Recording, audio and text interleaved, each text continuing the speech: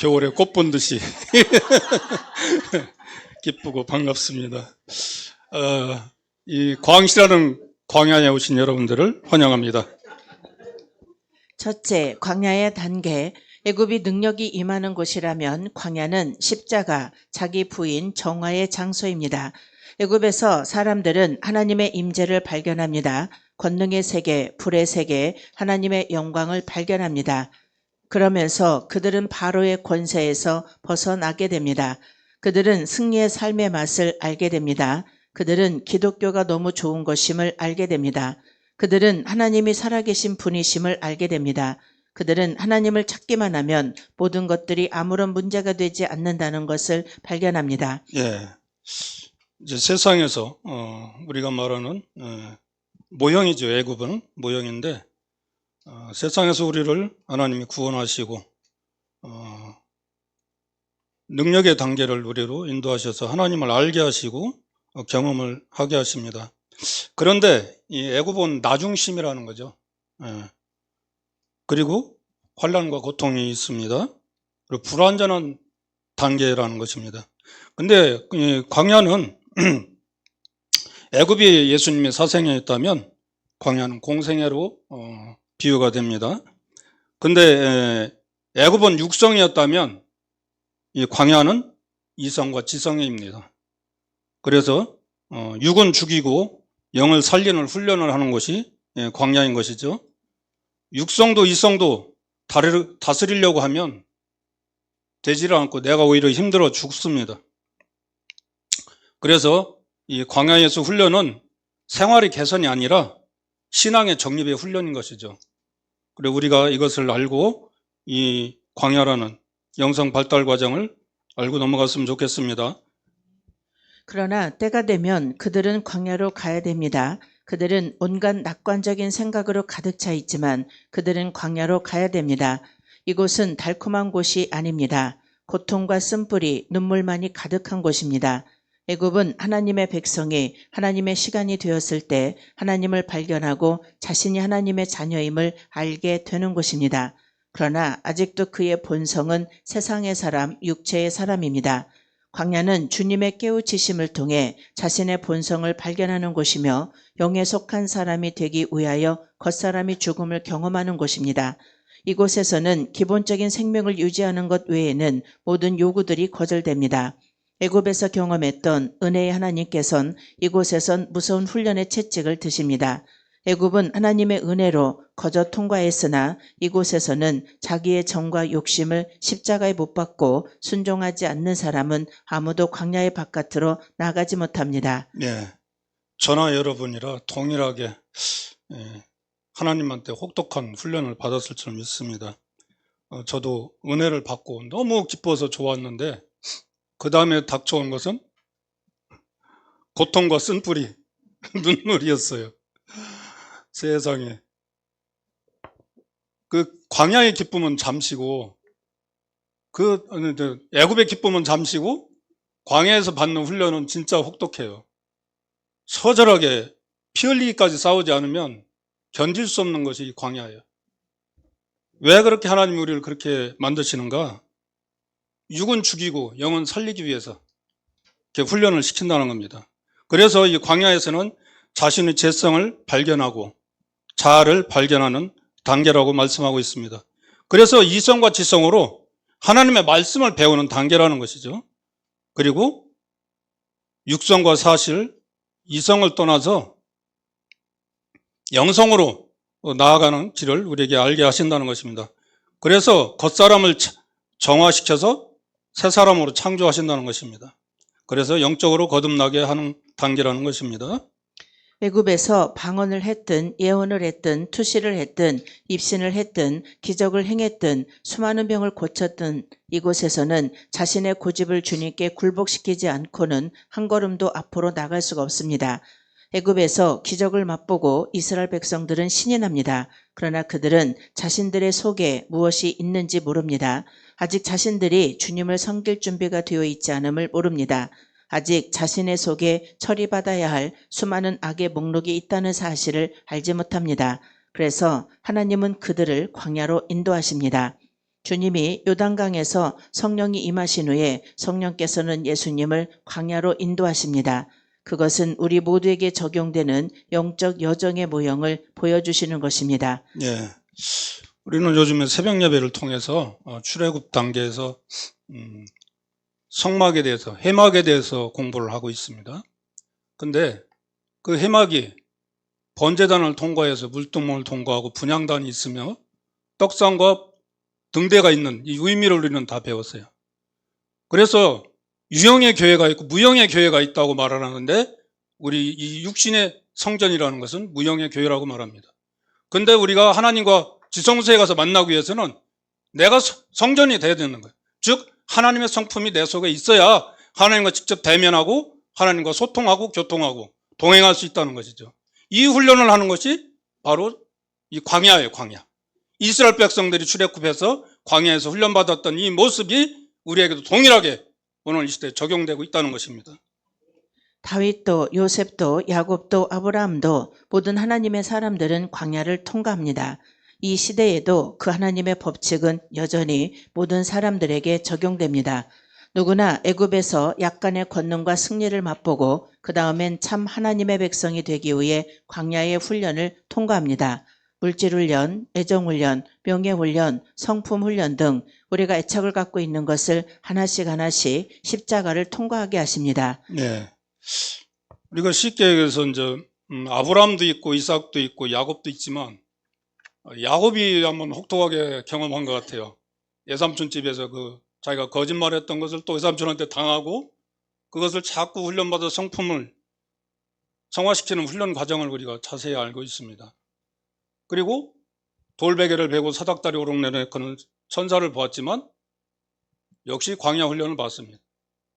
마지막에 그가 환독계가 부러지는 하나님과 씨름을 해서 이겼다고 하는데 우리도 마찬가지예요. 환독계가 꺾이는 그런 훈련을 통해서 나의 죄성을 정화시키고 해야 우리가 하나님과 지성소에 나가서 만날 수 있다는 것입니다.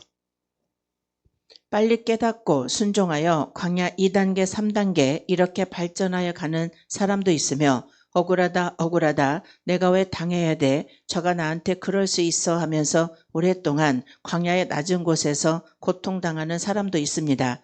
다윗은 사무엘을 통해 성령의 기름 부음을 받고 이날 이후로 여호와의 신에 크게 감동됩니다.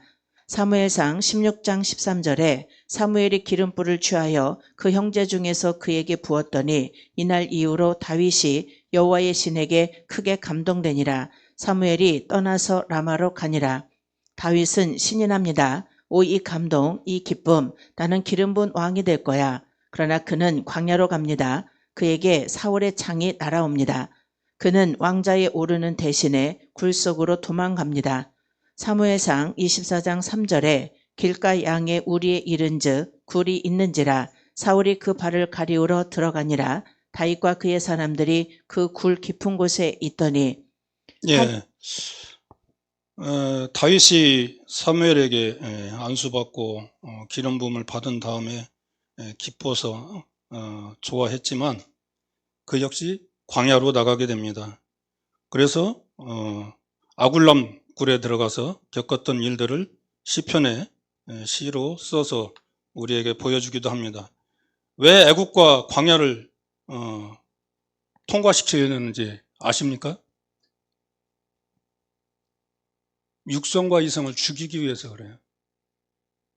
그것이 죽지 않고는 내 생각과 내 방법대로 살려고 하는 육성과 이성이 여전히 살아있기 때문에 내 감정과 내 생각대로 하나님 말씀을 순종치 못하고 여전히 자기가 의가 되어서 자기 의로 살아가려고 합니다.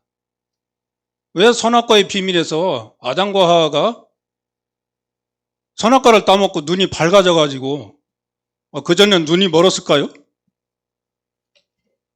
왜 밝아져가지고 벗은 것을 알게 됐는가 말이에요.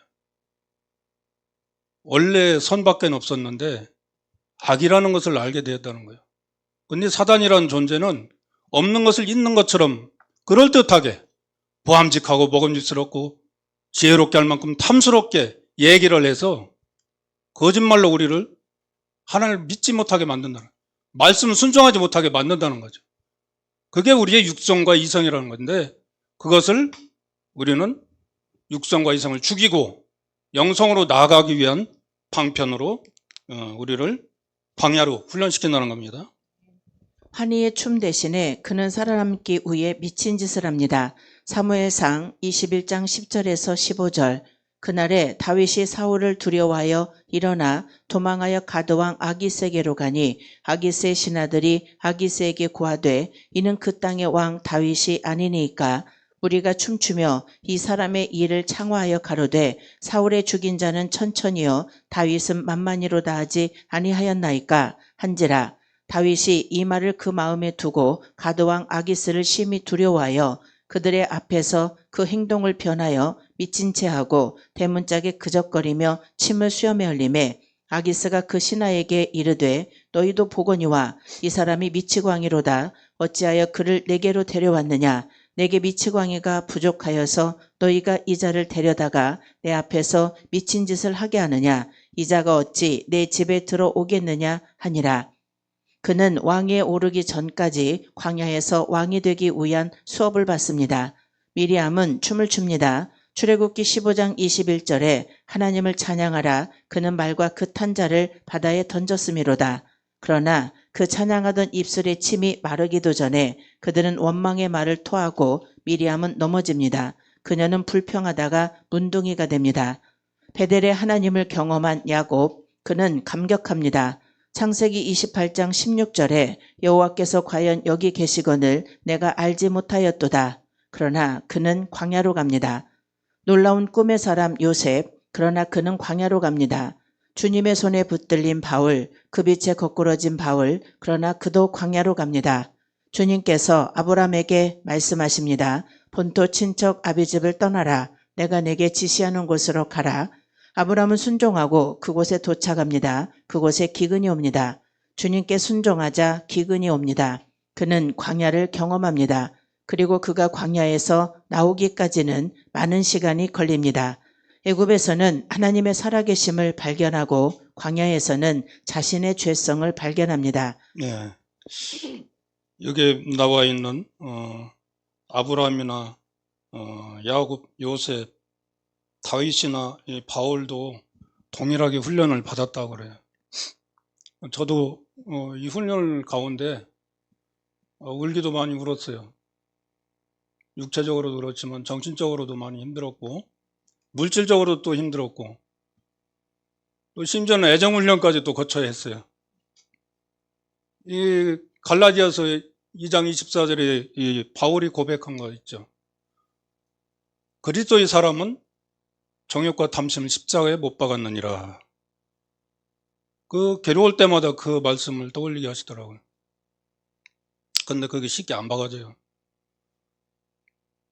그러니까 여기도 아브라함 얘기가 나왔지만 이성과 지성으로 그 말씀을 이해하기까지는 알 수가 없어요, 우리가. 그래서 하나님을 말씀에 우리가 순종하는 훈련을 받기 위해서 이 훈련 과정을 거친다는 거죠. 그러면은 최초의 에덴 동산을 생각하면 생육하고 번성하고 다스리는 그것만 했으면 돼요. 관리하고 다스리기만 하면 돼. 힘들이지 않냐고. 그런데 이 선악과를 따먹은 이후의 삶은 무엇이냐면 뭐든지 책임지고 소유해야 돼요. 그것이 육신의 정욕과 안목의 정욕과 이 세상의 자랑이잖아요. 그거는 세상으로부터 온 것이지 하나님이 주신 것이 아니라는 것이죠. 말씀이 아니에요. 그래서 사탄이 우리에게 주는 거란 말이에요. 거짓말. 처음부터 거짓말쟁이. 그래서 우리는 그 사단의 훈련에서 떠나서 이제 하나님의 훈련의 단계인 이 광야에서의 훈련을 이 아브라함도 받고 있었다는 것이죠. 몸은 애굽을 나왔으나 마음 속에는 아직도 애굽의 속성이 있습니다. 여전히 죄를 좋아하고 편안함을 좋아하며 세상을 사랑하고 자기를 사랑합니다. 주님의 뜻을 좋아하지 않으며 나의 뜻, 나의 성향, 나의 취향을 사랑합니다. 그러나 광야의 땅은 이러한 모든 땅의 성분을 죽이고 가나안의 요소, 하늘의 성분을 사모하게 하는 장소이므로 이기심, 고집, 정욕, 불순종, 자기연민, 원망 등이 다 죽을 때까지 아무도 이곳에서 벗어나지 못합니다. 네. 우리는 레위기를 통해서 육성이 죽을 때까지 신부 단장이 안 되면 영성이 이해도 안 되고 사용도 안 돼요. 내가 죽지 않으면 하나님 말씀에 순종할 수가 없는 것이죠. 그리고 광야에서 훈련은 육신이 죽을 때까지입니다. 그래서 광야 단계에 있는 사람은 훈련이 끝나지 않습니다. 이 훈련을 끝내려면 예수 그리스도와 함께 나는 십자가에 죽었다는 그 사도 바울의 고백이 내 마음속에서부터 깊이 우러나야 되는 것이죠. 내 속에 내가 사는 것이 아니라 이제부터 내 안에는 그리스도께서 사시는 거라고는 이 고백이 나와야 된다는 것입니다. 광야 단계에 있는 사람은 항상 자신이 옳다고 생각합니다. 자신이 많이 안다고 생각합니다. 그래서 그는 쉽게 남들을 비판합니다. 자신의 뜻에 맞지 않으면 하나님도 비판합니다. 그러나 그는 자신이 항상 맞는 것 같은데 되는 일이 없습니다. 그래서 그는 항상 억울합니다. 그러므로 하나님을 원망합니다. 이는 그의 영적 발달 단계가 이해의 수준에 머물러 있기 때문입니다. 이 수준에서는 모든 것을 다 아는 것 같은데 실상은 거의 없는 단계입니다. 누구든지 억울함과 원망이 가슴에 많이 쌓여 있다면 그는 결코 이곳을 벗어날 수 없을 것입니다. 오직 주님께 감사하고 굴복하고 순종할 때만 그는 이곳에서 나갈 수가 있습니다. 그래서 광야에서는 하나님과 동행하는 훈련을 통해서 하나님과의 관계, 또 주변 사람과의 관계가 잘 이루어져야만 연합해서 진을 이루어야 되는 거예요. 출애굽해서 이스라엘 사람 한 사람만 광야에서 훈련받은 게 아니잖아요. 온 이스라엘 백성들이 연합해서 진을 이루어서 훈련을 받았단 말이에요. 한마음 한뜻이 되었을 때 진을 이루어서 은나팔을 불고 앞으로 나아갈 수가 있었던 것입니다. 혼자서는 가나안에 절대 갈 수 없어요. 그래서 우리는 연합하고 동행하여야 되는 것이죠. 그래서 우리가 글로벌 동행 선교회라고 했던 것이에요. 그래서 우리가 이곳에서 훈련받고 우리의 선교지는 어디요? 세계란 말이에요. 세계. 이곳 대한민국뿐만이 아니라 온 세계를 나가서 우리는 관리하고 다스려야 될 의무가 있는 것입니다. 초신자 때는 기도하는 것마다 응답받지만 조금 시간이 흐르면 모든 것이 거꾸로 됩니다. 내 뜻대로 되는 것이 하나도 없습니다. 당신의 기도가 막히고 주님의 달콤함이 사라진다면 특별한 죄도 발견되지 않는데 주님께서 당신을 매몰차게 다루신다면 당신은 지금 광야의 문턱에 있을 것입니다. 잠시 주님께서는 당신에게서 긍휼을 제거하시고 당신의 어떤 부분을 다루실 것입니다. 이때는 은혜의 시간이 아니기 때문에 눈치 없이 응석을 부리지 말고 다음에 긍휼의 시간이 올 때까지 납작 엎드려서 시기를 통과해야 합니다. 조용한 잠깐, 제가 여기서 한 가지 말씀드리고 싶은 것은 하나님 말씀에 의지해서 어떤 사람을 이렇게 케어하고 하나님 말씀으로 인도하려고 해야 되는데 제가 실수를 한 적이 있어요. 양아들을 하나 사귀었는데 이놈이 허리 아프고 생활비가 없고 그래서 그것을 마련해 주려고 아주 저리로 얻으려고 하다가 보니까 보이스피싱을 당했어요. 거기서 저는 깨달은 거예요.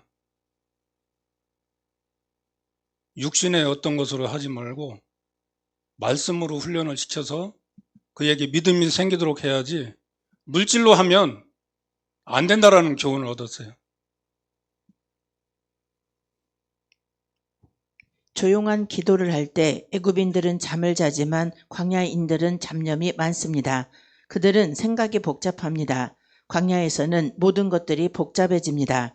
신앙은 단순한 것이며 자신은 많은 것을 알고 있다고 생각했는데 이제는 모든 것이 혼란스럽습니다. 전에 가졌던 많은 확신들이 이제는 퇴색되고 과연 자신이 지금 오른쪽에 있는지 확신을 할 수가 없습니다. 도대체 하나님의 뜻이 무엇인지 어디에 있는지 혼란에 빠지게 됩니다. 내가 옳다고 생각하는 사람은 광야에서 벗어날 수 없고 생각이 복잡할 수밖에 없어요. 왜 이렇게 안 되지? 머리만 복잡하지 해결 방법이 나오질 않습니다. 그래서 이해까지는 광야인데 하나님 말씀을 신뢰하고 여기고 드리는 그 단계는 가나안이라는 것입니다.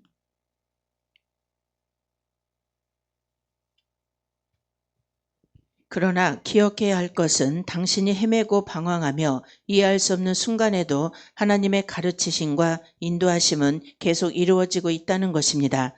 당신의 이해가 흔들리는 것도 한 교육의 과정으로서 당신을 새로운 깨달음과 빛의 세계로 인도하시는 것이며 점차 당신이 자신의 이해가 아닌 그분에 대한 신뢰로서 길을 걸어갈 수 있도록 이끄시는 것입니다. 누가복음 23장 39절에서 43절. 달린 행악자 중 하나는 비방하여 가로되 내가 그리스도가 아니냐 너와 우리를 구원하라 하되 하나는 그 사람을 꾸짖어 가로되 내가 동일한 정죄를 받고서도 하나님을 두려워 아니하느냐 우리는 우리의 행한 일에 상당한 보응을 받는 것이니 이에 당연하거니와 이 사람의 행한 것은 옳지 않은 것이 없느니라 하고 가로되 예수여 당신의 나라에 임하실 때에 나를 생각하소서 하니 예수께서 이르시되 내가 진실로 내게 이르노니 오늘 내가 나와 함께 낙원에 있으리라 하시니라. 이곳을 통과하기 위해서 우리는 침묵을 배워야 합니다. 단순히 소리의 침묵이 아닌 마음의 침묵, 의지의 침묵을 배워야 합니다. 어떤 변명도 자기 연민도 자기 합리화도 여기선 용납되지 않습니다. 주님의 뜻과 인도하심에 오직 침묵으로 나가야 합니다. 그것이 나의 기질에 맞는 것이든 아니든 내가 가장 싫어하는 것이든 아니든 내가 가장 할 수 없는 것이든 아니든 간에 오직 순종과 침묵으로 나가야 합니다. 도살장으로 끌려가는 어린 양과 같이 털 깎는 자 앞에 잠잠한 양과 같이 우리는 그저 조용히 걸어가야 합니다. 어떤 일을 겪어도 십자가 옆에 강도와 같이 우리는 마땅히 받을 것을 받는다고 고백해야 합니다. 왜 그렇게 상처받는 사람들이 많고 왜 그렇게 억울한 사람들이 많을까요? 그것은 그들이 아직 광야에 있으며 아직도 그들의 마음 높은 곳에 있으며 참된 깨달음을 얻지 못했기 때문입니다. 이 우주 안에서 진정 억울하고 상처받은 사람이 있다면 그분은 오직 예수 그리스도 한 분뿐입니다. 훈련을 통해 고집과 육성이 굴복될수록 그는 광야를 벗어나게 됩니다. 사소한 것에도 주님께 굴복되며 자기의 의견을 버리고 원망을 버리고 오직 주님의 뜻을 구하며 감사하고 순종하게 될 때 그는 광야에서 서서히 나가게 됩니다. 애굽도 신앙의 본질이 아니지만 광야도 신앙의 본질이 아닙니다. 이곳은 가나안에 입국하여 참다운 신앙생활을 할 수 있도록 훈련받는 귀한 믿음의 학교인 것입니다. 부디 주님께 온전히 순복함으로 이 과정에서 벗어나십시오. 광야를 벗어나 새로운 영역으로 들어갈 때 당신은 진정한 믿음과 영광의 세계를 경험하게 될 것입니다. 네. 우리는 이 광야 과정을 통해서 뭐를 알게 되냐면 하나님의 말씀은 묻지도 따지지도 말고 이해하려고 하는 것이 아니라 무조건 신뢰하라는 것이죠. 내 생각으로 하나님 말씀을 이해하려고 해서는 이해가 안 된다는 것입니다. 우리가 무엇을 계획할지라도 이루시고 이끄시는 분은 누구라고요? 하나님이라고 잠언서에 말씀하고 있습니다. 미리 말씀하시면 좋을 텐데 고난을 통해 나의 성질머리를 고치신다는 거예요. 그래서 겸손히 주의 말씀에 순종하는 삶이 광야의 삶이고 가나안으로 가는 길인 것입니다. 감사합니다. 수고하셨습니다.